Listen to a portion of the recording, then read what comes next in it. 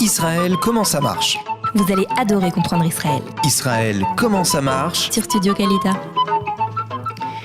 Salut à tous, bienvenue à vous qui cherchez à décrypter la société israélienne. Alors aujourd'hui, on a choisi de vous parler d'un sujet qu'on a évoqué de ci, de là, mais qu'il est toujours bon de préciser, c'est les filles à l'armée. Alors pour ce faire, on a le plaisir de recevoir Perle Nicole, qui est porte-parole de réserve de l'armée en français. Voilà, elle a bien sûr été en son temps, lorsqu'elle était en service, porte-parole. Aujourd'hui, elle peut toujours l'être sur demande en fonction des problématiques de l'armée. Voilà, mais elle est tout à fait au point pour nous parler des filles à l'armée. Alors, comment ça se passe quand on est une fille à l'armée ? Qu'est-ce qu'on peut y faire ? Et qu'est-ce qu'il est bon d'y faire, surtout ? Ouais, c'est ça la vraie question. Ça va, Nicole ? Perle. Décidément, c'est... Non, mais j'accroche tous les noms, c'est normal. Je vous connais très bien en plus, mais bon. Alors, Perle, comment ça va ? Ça va très bien. Ok. Et donc, le service militaire pour les filles, en fait, à l'armée, on peut presque tout faire. D'accord.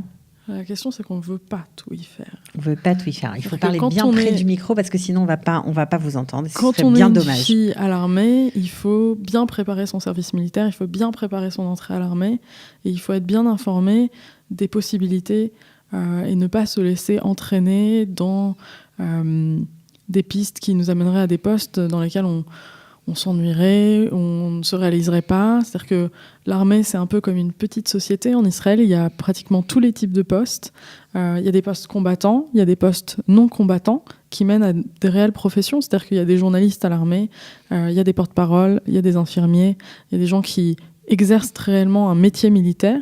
Et puis, il y a tout un tas de postes dans lesquels beaucoup de filles peuvent se retrouver finalement à passer 2 années à l'armée qui vont pas réellement les aider à avancer dans la vie. Elles vont faire les cafés, quoi. En gros, je pense qu'il faut le dire, c'est important de le dire, on le dit pas assez. Donc c'est pas une légende, c'est vrai. Il y en a qui passent leur temps, quoi. C'est important, tous les postes à l'armée dans l'éthos militaire en Israël sont importants, mais il y en a qui sont plus importants que d'autres. Et je pense que c'est important de le dire aux gens avant qu'il y a différents types de postes à l'armée et qu'il faut très bien se renseigner et un peu pousser pour obtenir des postes qui sont vraiment intéressants et qui peuvent en plus réellement pousser quelqu'un dans sa démarche d'aller en Israël, dans sa démarche d'intégration en Israël et vraiment l'intégrer dans un cercle israélien qui va ensuite être un tremplin pour la vie en Israël. Pour la vie professionnelle aussi. Oui, parce que parfois les parents entendent ça et nous disent ma fille elle fera pas l'armée parce que c'est pour rien faire, c'est pas la peine. Mais ils oublient ce que vous êtes en train de dire, qu'on peut évidemment faire des choses passionnantes. Je pense que pour beaucoup d'Olim, le passage par l'armée, c'est un passage absolument nécessaire parce que c'est un passage qui permet réellement d'entrer dans la société israélienne. C'est un passage qui permet notamment de créer des amitiés qui, en Israël, sont extrêmement importantes. Moi, je peux dire qu'aujourd'hui, la majorité de mes amis, encore maintenant, sont mes amis de l'armée et ça fait 5 ans que j'y suis plus. Au-delà de la dimension professionnelle. Et puis, c'est vrai, c'est sûr, il y a la dimension professionnelle. C'est-à-dire que pour beaucoup de jeunes qui arrivent en Israël, ça peut être une réelle ouverture vers un nouveau métier, vers des nouvelles pistes, vers des choses auxquelles on n'avait pas pensé s'intéresser avant l'armée.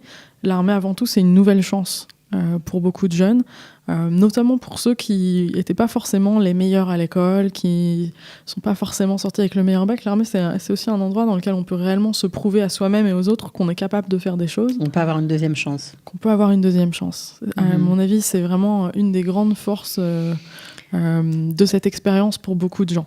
Alors, les familles qui ont qui sont plutôt religieuses et qui ont des filles avec qui elles se bagarrent un peu, non, tu vas faire le shirut miyumi, tu vas pas faire l'armée parce que l'armée, tu vas partir en vrille, tu vas tout lâcher, on veut pas, c'est pas pour toi, etc. Vrai ou faux ? C'est une Moi, je pense que c'est une légende. C'est une légende. C'est une légende. D'accord. Je pense qu'au shirut leumi, on n'est pas forcément beaucoup plus encadré qu'on ne l'est à l'armée, voire parfois moins.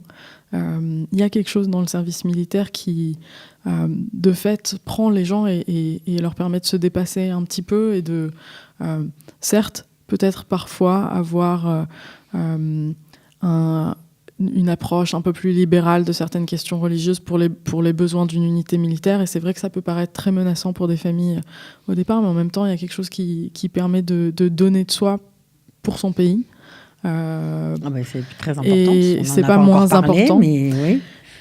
Donc voilà, je pense que au final, c'est cette manière de regarder les choses, c'est une manière qui correspond peut-être à une réalité qui a existé dans l'armée. C'est vrai que c'était un corps Mais aujourd'hui, très c'est différent. laïque. Aujourd'hui, Ouais. c'est différent. La société israélienne est différente.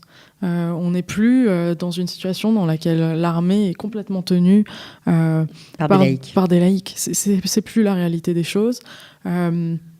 Et je pense qu'en tant que laïc, c'est une bonne chose. C'est-à-dire qu'il y a un réel mélange au sein des unités militaires et des gens. Et c'est quelque chose qui fait la force de l'expérience militaire et qui est peut-être plus difficile à trouver dans une expérience de Shirut Leumi, surtout si elle se fait dans un milieu qui est complètement religieux. C'est-à-dire que une des grandes forces de l'armée, et notamment pour les immigrants, c'est l'ouverture à la société israélienne. C'est de comprendre que personne n'est comme nous, que tout le monde est compliqué, que personne n'est les uns comme les autres de toute manière, et que la société israélienne, c'est quand même un grand mélange des genres. C'est ça qui est intéressant, de dire que tout le monde est compliqué, de le vivre et de voir, on partage sa chambre avec une Éthiopienne, avec une Américaine, une Sud-Africaine, avec des gens complètement. de partout. Moi, dans mon unité militaire, vraiment... je veux dire, il y avait des gens à la fois du monde entier, puisqu'on a une unité de porte-parole, donc avec différentes langues représentées, mais aussi au sein de la société israélienne, des gens qui avaient grandi dans des familles monoparentales dans la périphérie d'Israël, des gens qui venaient des familles les plus riches et les plus aisées et les plus installées et les plus privilégiées de ce pays. Des jeunes druzes qui tenaient le bureau du porte-parole de Tzahal en arabe. C'est-à-dire qu'il y avait réellement un réel mélange et c'est une des grandes forces de ce service militaire. C'est vraiment d'ouvrir à ça. Alors, on a entendu ce que vous nous avez dit en introduction. Donc, les filles à l'armée, on peut être soit combattante, soit exercer une profession militaire plutôt sympa et intéressante, soit, on va dire, faire un peu ce que personne ne veut faire. C'est un peu ça. Alors, parlons des filles combattantes. Quelles sont les possibilités qui leur sont offertes? Qu'est-ce qu'elles font exactement? Il y a des filles combattantes dans tous les corps d'armée en Israël. C'est-à-dire qu'il y a des filles dans l'armée de l'air, il y a des filles qui sont plongeuses dans la marine israélienne, et on a plusieurs bataillons d'infanterie dans lesquels des filles sont intégrées. On a des bataillons qui sont en intégration filles et garçons, comme le bataillon Caracal à la frontière avec l'Égypte. C'est un bataillon qui aujourd'hui se trouve quand même face à la frontière avec l'Égypte, en première ligne dans tout ce qui est le combat contre l'introduction de drogue en Israël par la frontière israélo-égyptienne, mais aussi face à un Sinaï égyptien qui est de moins en moins stable. C'est une unité qui tient réellement une des frontières chaudes d'Israël aujourd'hui. Il y a aussi des filles qui sont positionnées le long de la frontière jordanienne, aussi dans des bataillons intégrés filles et garçons. Et de plus en plus, on a des filles qui ont aussi des métiers militaires, c'est-à-dire qui sont par exemple infirmières militaires et qui sont intégrées dans des unités combattantes et qui ont un poste combattant. Ce sont des services qui sont à la fois difficiles, c'est un service de terrain, comme les garçons. Et c'est un service qui à la fois... J'imagine, il n'y a pas de dispense, il faut faire pareil, quoi. Il faut faire pareil, c'est la base de l'intégration des filles dans l'armée, c'est qu'il n'y a pas de rabaissement du niveau des unités dans lesquelles elles sont intégrées. Et c'est une force. Si elles veulent y rentrer, il faut être du même niveau que son... Il faut passer le même type d'effort que les garçons. Oui. Ok, d'accord. Alors, on a parlé de Caracal, mais il y a d'autres unités combattantes. Alors, vous dites qu'il y a des filles combattantes, et ça, on comprend moins bien dans toutes les unités de l'armée, mais pourtant, il y a aussi des unités spécifiques où il n'y a que des filles. Ou pas? Les Arayot à Yarden, par exemple. Il y a, dans certaines unités d'infanterie, il y a de plus en plus une telle intégration des filles que des bataillons féminins ont été ouverts. C'est quelque chose d'assez nouveau en Israël. Ouais. C'est quelque chose d'assez nouveau en Israël. C'est quelque chose d'assez expérimental. Et pour l'instant, ça marche. C'est-à-dire que la motivation de ces bataillons et leurs capacités sont tout à fait... comparable à celle des bataillons masculins. Ça permet aussi de dégager des bataillons masculins pour d'autres types de missions. Ça permet aussi de dégager des soldats vers d'autres types de missions. C'est-à-dire que Tzahal, de toute manière, a toujours été assez réticente à l'idée d'engager des filles en territoire ennemi. pour des raisons qui sont absolument évidentes. Et donc les filles dans l'armée israélienne sont beaucoup placées à des bataillons qui sont des bataillons frontaliers, qui ne sont pas des bataillons qui vont nécessairement participer à une offensive ou pénétrer dans un territoire ennemi. Et bon, pour des raisons qui je pense, sont évidentes à vos auditeurs, mais ça permet, d'autant plus cette intégration des filles dans l'armée, permet notamment à Tsahal de repenser à la manière dont elle projette ses forces. Et je pense que c'est un des grands points positifs de cette intégration. D'accord. Alors ça, on va dire que c'est les filles combattantes. Je crois qu'on pourrait encore en parler longtemps. Quand vous parlez de celles qui exercent une profession militaire, alors de quelle réalité on parle? Qu'est-ce que ça recoupe comme métier? Qu'est-ce qu'on peut y faire? Et qu'est-ce que ça donne aussi après l'armée? Alors, c'est notamment des types de parcours qui sont très intéressants pour les nouveaux immigrants. Pour ceux qui viennent avec un diplôme en Israël et pour ceux qui viennent sans. Pour ceux qui viennent sans, ce sont des parcours dans lesquels les soldats sont sélectionnés avant l'armée.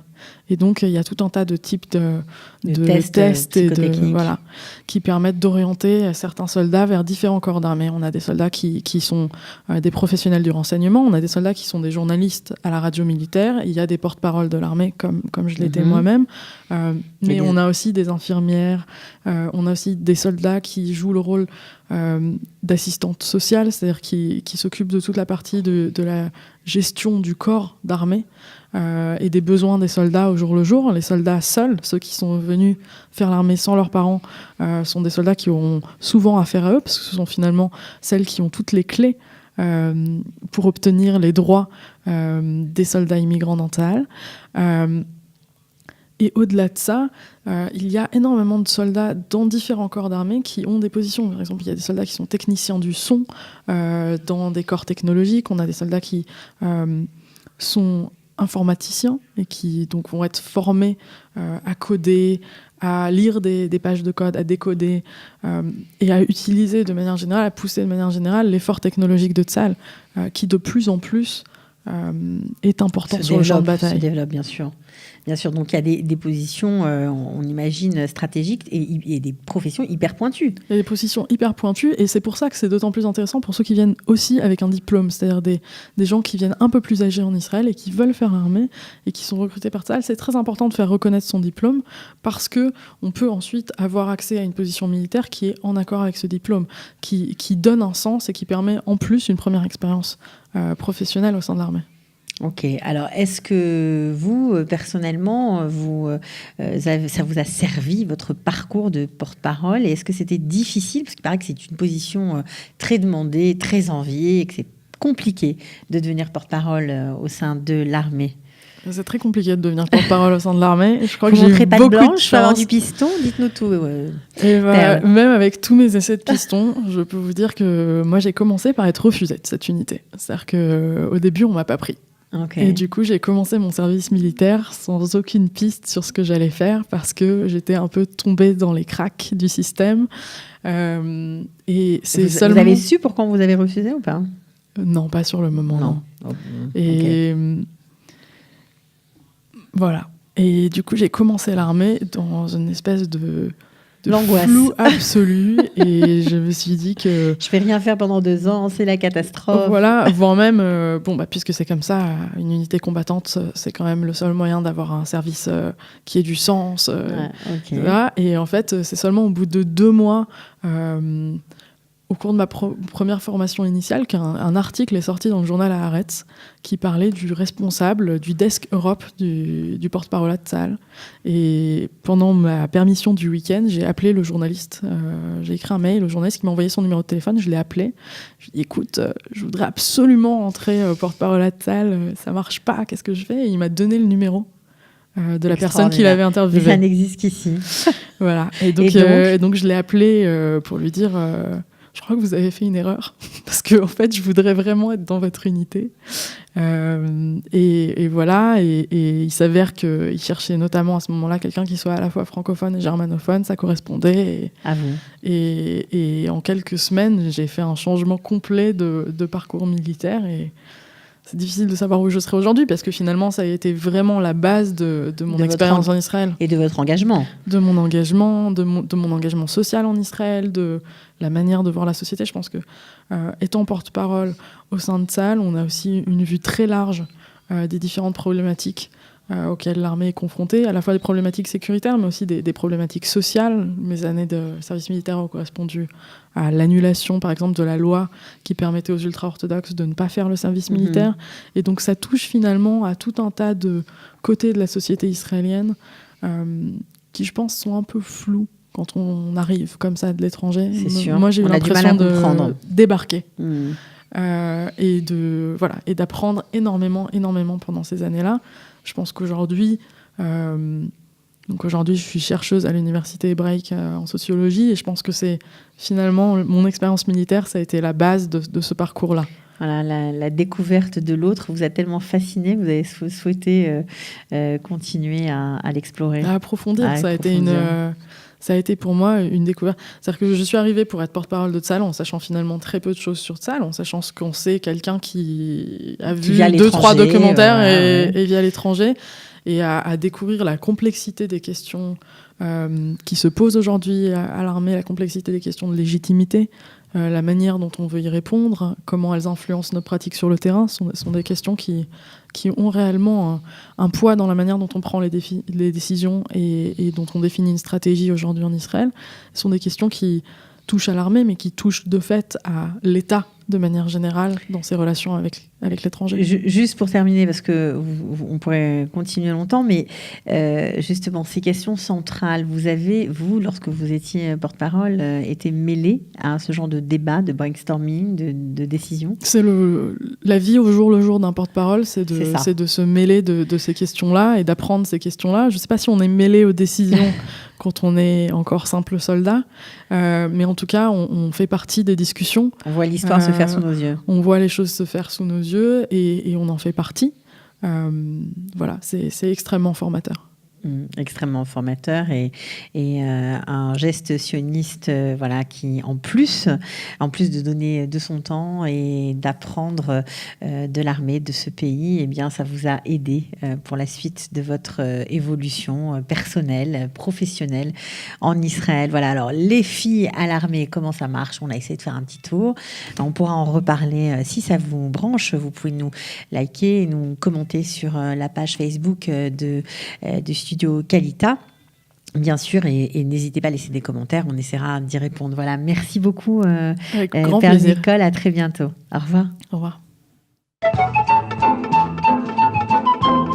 Israël, comment ça marche? Vous allez adorer comprendre Israël. Israël, comment ça marche? C'est tout de suite sur Studio Kalita.